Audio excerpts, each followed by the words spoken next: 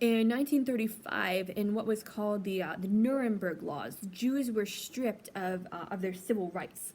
They lost jobs, especially very professional jobs. So people who were professors, doctors, scientists, if they were Jewish, their jobs were taken away from them. And they were trying to boycott Jewish businesses, taking them out of leadership positions. And interestingly, in 1939, Jews were forbidden to emigrate or leave Germany. So they didn't want the Jews, but they also weren't letting them leave. Instead, they wanted to force them to stay so that they could kill all of them.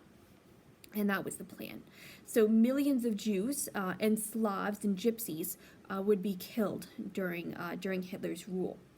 And to eliminate any other what they called undesirables, they practiced euthanasia and abortion. So say a woman had some kind of birth defect. Maybe she'd had like a cleft palate, or was considered to be not terribly smart, low mental capacity. She could be forced to have an abortion and then sterilized so that she couldn't have any more children. Euthanasia was practiced very widely in mental asylums. So people who had mental issues of any kind, they were just being straight up euthanized, and they emptied out the mental asylums.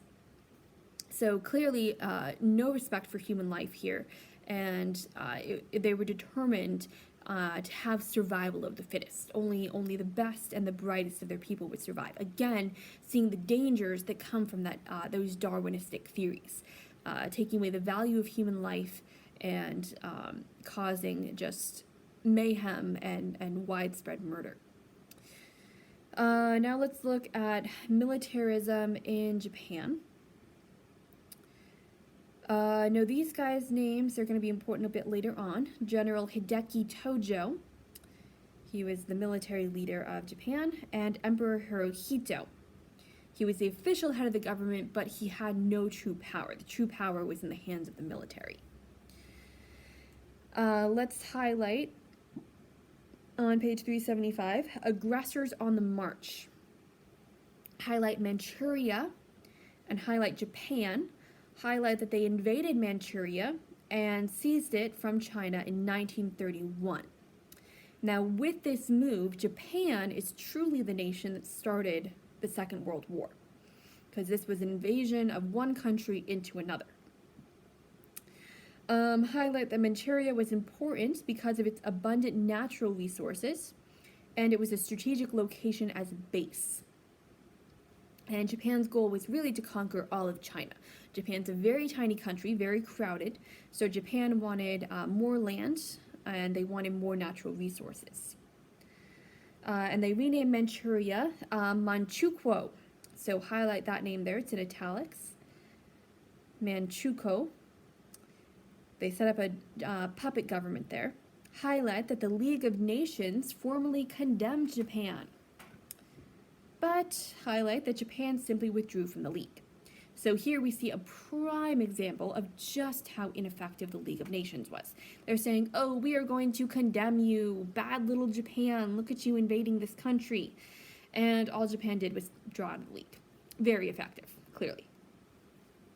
Highlight in China, highlight the date 1938, and highlight that by then the Japanese controlled most of eastern China.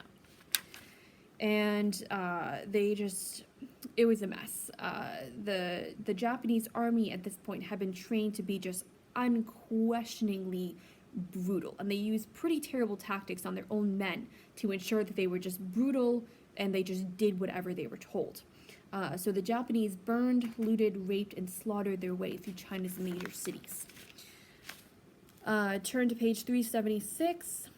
Highlight that the nationalist Chinese government was under Generalissimo Chiang Kai-shek. Highlight the date, 1927, and then highlight that the Japanese communists were under Mao Zedong. It's also spelled Zedong there. So at this point, China was already in the middle of a civil war between the nationalists and the communists. So they had a very hard time coming together to fight against the Japanese. Highlight that most nations continue to sell war materials to Japan.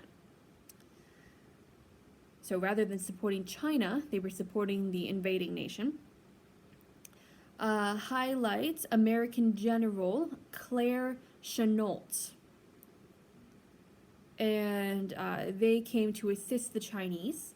Highlight the Flying Tigers and highlight who they were. They were 3 volunteer squadrons of American airmen.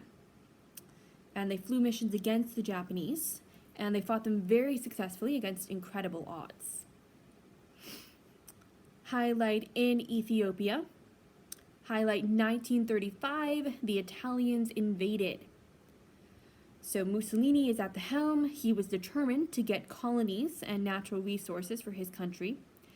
Haile Selassie appealed to the League of Nations. He was the Emperor of Ethiopia. He appealed to the League, but the League did nothing more than vote economic sanctions against Italy. So another just slap on the wrist. Naughty Italy, you shouldn't be doing this. It did nothing to save Ethiopia. So highlight by May 1936, the Italians had conquered Ethiopia.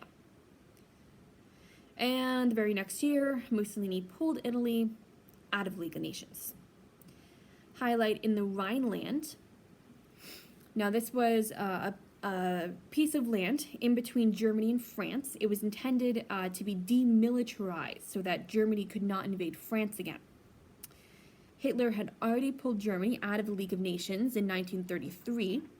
Highlight on page 377, by 1935, Hitler had adopted a military draft for all German men, developed an air force, and started to build